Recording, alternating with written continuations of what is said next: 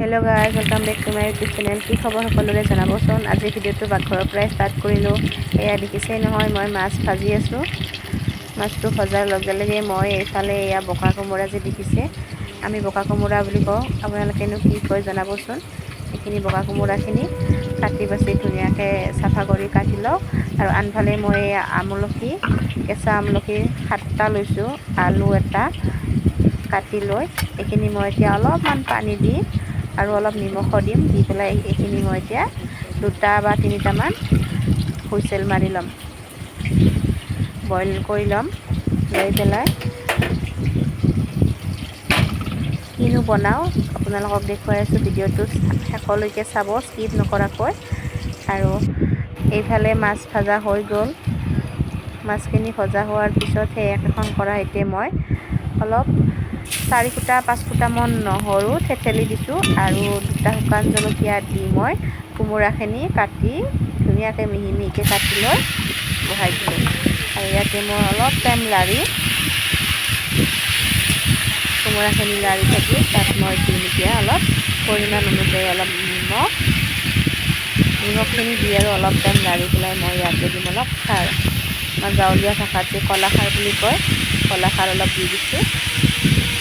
খাৰখিনি দি অলপ টাইম আৰু লাৰি থাকিম, ঢাকনি লগাই থৈ দিম। ঢাকনিখন লগাই থৈ দি অলপ পিছত মই আৰু ইয়াতে ঢাকনিখন গুচাই মাছৰ মূৰ এফাল দি দিম, দি পেলাই অকণমান পানী দি দিম যাতে কোমোৰাখিনি ভালদৰে সিজি অলপ গেলি যায়।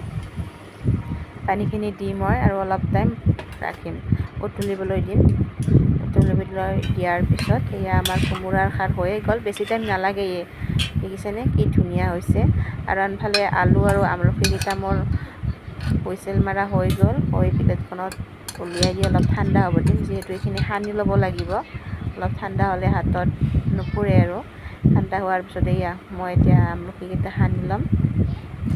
আমলখিৰ গুটিটো এৰুৱাই দিব লাগিব গুচাই দি। বাকীখিনি মই আলু আমলখি একেলগে সানি ল'ম। সানি লৈ পেলাই গুটিকেইটা গুচাই দিলে জোলখনত আৰু গুটিকেইটা নাথাকিলে ভাল লাগিব, মিহি হৈ যাব আলু আমলখি গোটেইখিনি। এয়া আলু আৰু আমলখিৰ জোলখন মই মাজে মাজে বনায়ে থাকোঁ, ভাল লাগে, টেঙাৰ আঞ্জাৰ নিচিনাই লাগে। আমলখিটো আমাৰ দেহৰ কাৰণেও ভাল। এইফালে কেৰাহীটো বহাই দিছোঁ, দি পেলাই ইয়াতে মাছ ভাজি থোৱা তেল অলপ আছিল, সেইখিনিয়ে দি দিছোঁ একেলগে। যিহেতু টেঙাৰ আঞ্জা বুলি ক'লে বেছি নালাগে, মছলাটো একোৱেই নাই, অলপ পাঁচফোৰণ দিছোঁ আৰু পিঁয়াজ দিছোঁ, অলপ সৰু চাইজৰ এটা পিঁয়াজ, আৰু বাকী মই একো দিয়া নাই, নিমখ হালধি। তাত মই এতিয়া আলু আৰু আমলখিখিনি ইয়াতে মই এতিয়া দি দিম।